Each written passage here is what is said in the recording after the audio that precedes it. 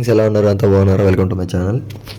Last 1 month నుంచి మా friends నన్ను ఎలాగోలా హైదరాబాద్కి రాబట్టాలని చెప్పి చాలా అటెంప్ట్ చేశారు. నేను రానని చెప్పేశాను. ఫైనల్లీ వాళ్ళు నా వీక్నెస్ ముందు అయితే కొట్టారు. మావ జల్సా మూవీ రిలీజ్ చేస్తారు 31st, వచ్చామంటే రఫ్ ఆడేద్దాం అని చెప్పారు. ఇక వెంటనే వెనక ముందు ఆలోచించకుండా బట్టలు సర్దేశాను, బుకింగ్ చేసేసాను, బస్ ఎక్కేసాను, హైదరాబాద్లో దిగేశాను. అలా వెతుక్కుంటూ మా ఫ్రెండ్ రూమ్కి అయితే వచ్చేసాను. ఇద్దరు కనిపించే ఇద్దరే ఈ నా కొడుకులే నన్ను చెడగొట్టేది మొత్తం. వచ్చినప్పటి నుంచి వాళ్ళని ఎప్పుడు వెళ్తున్నాను అని చెప్పి చంపేశాను నేను మూవీకి.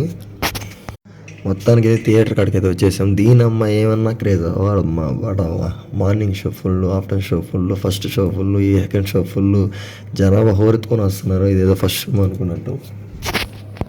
జల్సా మూవీ రిలీజ్ అయ్యి 10 years అవుతున్నా కూడా ఆ క్రేజ్ అయితే ఇంకా పోలేదు. వాడక్క ఏమన్నా క్రేజ్ కల్ట్ స్వామి. ఈ సందే థియేటర్ నేను మూవీస్లో చూడడమే కానీ, అందరు చెప్పుకుంటే వినడమే కానీ, ఫస్ట్ టైం అయితే వచ్చాను. ఎక్స్పీరియన్స్ అయితే సూపర్ అదిరిపోయింది. అసలు నేనైతే మామూలుగా ఎంజాయ్ చేయలేదు. వచ్చేటప్పుడు చూశాను, మా షో అయిపోగానే చూశాను. మళ్ళీ సెకండ్ షో కూడా ఫుల్ అయిపోయింది. ఫుల్ ట్రాఫిక్ అయితే ఇక్కడ. ఇప్పుడే మూవీ చూసుకొని అయితే వస్తున్నాను. మూవీ అయితే కేర్ ర్యాంప్ 10 years అవుతున్నా కూడా అలా అనిపించట్లేదు. ఫస్ట్ డే అలా చూస్తాం, అలాగే ఉంది ఎక్స్పీరియన్స్. హౌస్ఫుల్ అయిపోయింది. సెకండ్ షో వచ్చాం, బయటకు వచ్చి చూస్తే మళ్ళీ ఫుల్ అయిపోయింది. ఫుల్ ట్రాఫిక్ ఇక్కడంతా. ఫ్రెండ్స్ కోసం అయితే అస్సలు రాలేదు, కేవలం జల్సా మూవీ కోసం అయితే వచ్చాను, అన్న పిఎస్పీకే కోసం. అలా మూవీ చూసుకున్నాము, ఇంకా మెట్రో స్టేషన్కి అయితే వచ్చేసాము.